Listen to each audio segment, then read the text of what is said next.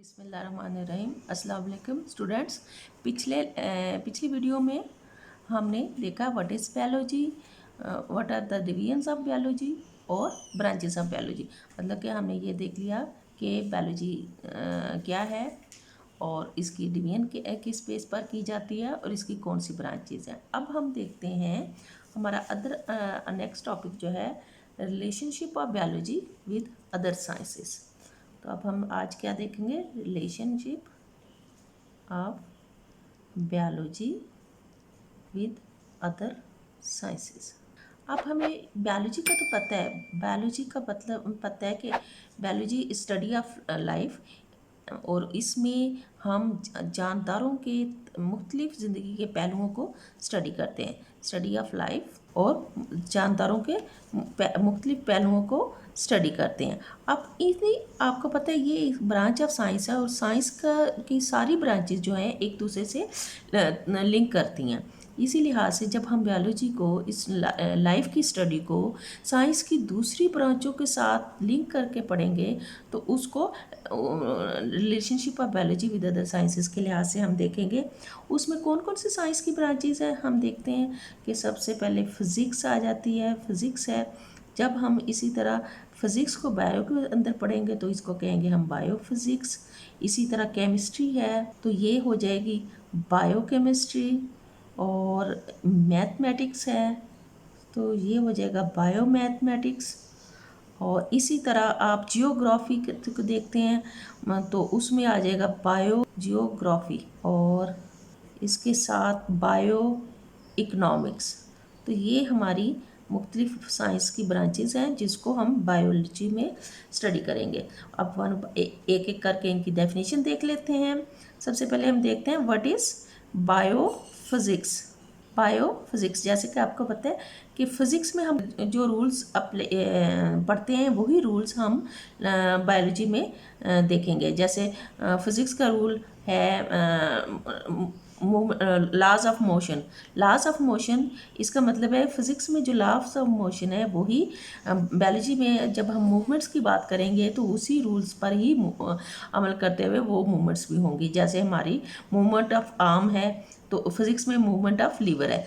Movement of liver और arm जो है वो एक ही रूल्स के तहत जो है वो होगी। तो इस लिहाज से जब हम फिज़िक्स की डेफिनेशन देखें, बायोफिज़िक्स की डेफिनेशन देखेंगे, biophysics is the branch of biology in which we studied about the principles of physics which are applicable to biological phenomena. कि फ़िज़िक्स के वो रूल्स, वो कवानीन जो कि जानदारों में भी एप्लीकेबल होते हैं, जैसे कि मूवमेंट्स से मुतल्लिक होते हैं। इसी तरह हम देखते हैं बायोकेमिस्ट्री।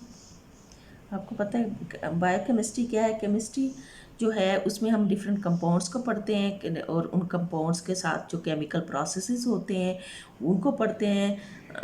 तो इसी तरह जब हम इसी केमिस्ट्री को बायोलॉजी में पढ़ेंगे तो हम इसको डिफ़ाइन करेंगे chemistry of different compounds. Chemistry of different compounds and processes occurring in organisms.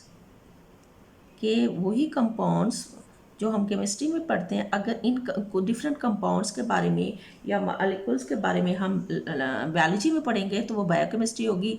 जैसे हम पढ़ते हैं प्रोटीन के बारे में, हम पढ़ते हैं कार्बोहाइड्रेट्स के बारे में, हम पढ़ते हैं लिपिड्स के बारे में, डीएनए, आरएनए, ये सारे कंपाउंड्स जब हम पढ़ते हैं तो बायोकेमिस्ट्री। या फिर केमिकल प्रोसेसेस में जो जानदारों का बहुत अहम प्रोसेस होता है जिसको हम केमिकल प्रोसेस मेटाबॉलिज्म कहते हैं।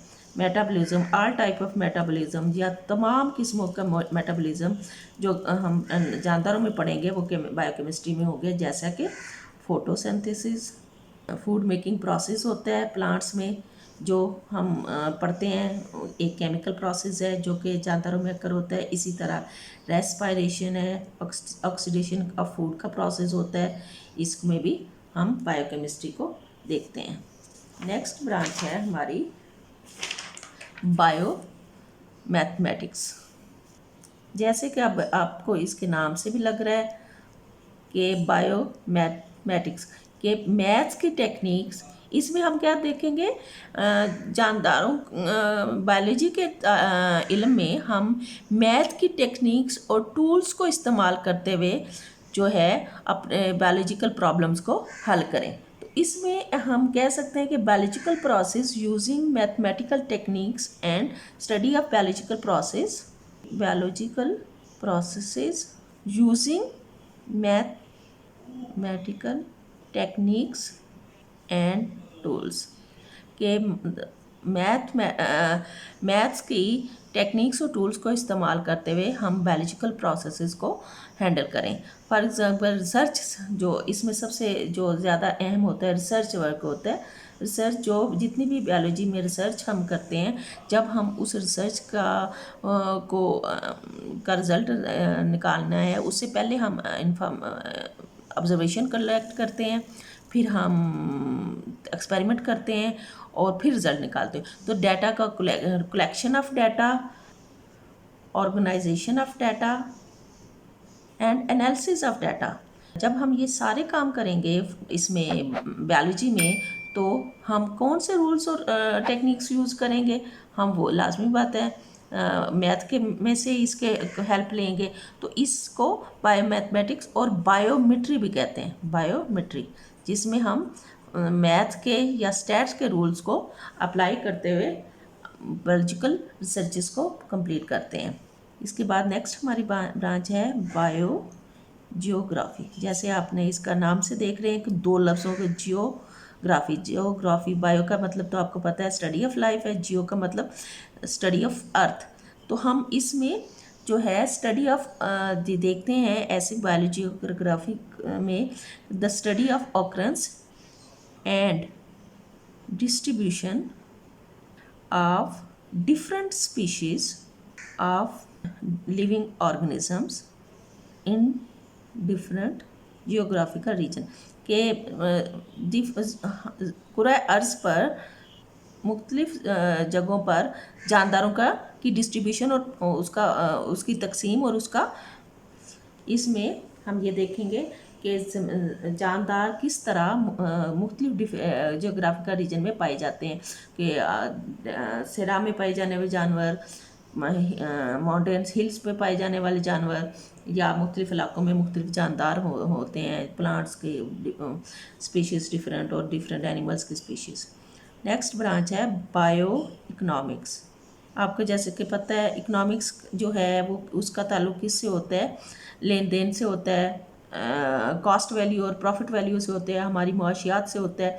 तो इस लिहाज से जब हम बायो इकनॉमिक्स की बात करते हैं तो इस मीन्स का study of organism, it's study of organism from economic point of view, कि उसकी जो है इकोनॉमिक पॉइंट ऑफ व्यू से हम जानदारों को स्टडी करते हैं कि उसकी इकोनॉमिकली क्या अहमियत है और वो कितना हमारे लिए प्रॉफिटेबल हो सकता है, या किस इलाके के लिए प्रॉफिटेबल हो सकता है और किस इलाके के लिए वो उसको जो है वो प्रॉफिटेबल नहीं हो सकता। या इसमें हम जैसे फॉर एग्जांपल हम देखते हैं कॉस्ट वैल्यू, किसी भी इलाके की cost value and profit value of yield of wheat, कि किसी भी इलाके में हम देखें कि उसके गंदम की पैदावार जो है वो किस हद तक प्रॉफिटेबल है और उसके ऊपर ख़र्चा कितना आता है और उसके प्रॉफिट कितना आता है। इसी तरह हम मुख्तलिफ फार्म हाउसेस को देख सकते हैं, फार्म हाउसेस हैं, डेयरी है, पोल्ट्री है और फ़िश फार्म वगैरह, इन सब की स्टडी। तो ये इस सारा कुछ है इसमें हमने देखा आज के टॉपिक में कि बायोलॉजी जो है दूसरी ब्रांचेस के साथ कैसे रिलेट करती है। उसमें हमने देखा बायोफिज़िक्स को देखा, फिर हमने बायोकेमिस्ट्री को देखा, फिर हमने देखा कि बायोमैथमेटिक्स क्या होता है, बायोजियोग्राफी क्या होता है और बायो इकोनॉमिक्स क्या होता है।